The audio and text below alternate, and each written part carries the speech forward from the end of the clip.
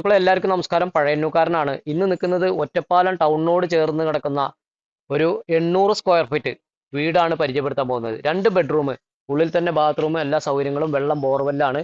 5 saint സ്ഥലമാണ്. Tar road 2 സൈഡാണ് tar road വരുന്നത്.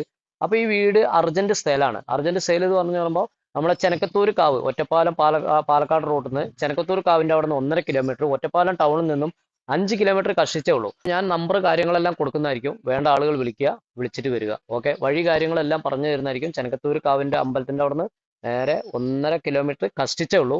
അപ്പോൾ വിളിച്ചിട്ട് വരിക.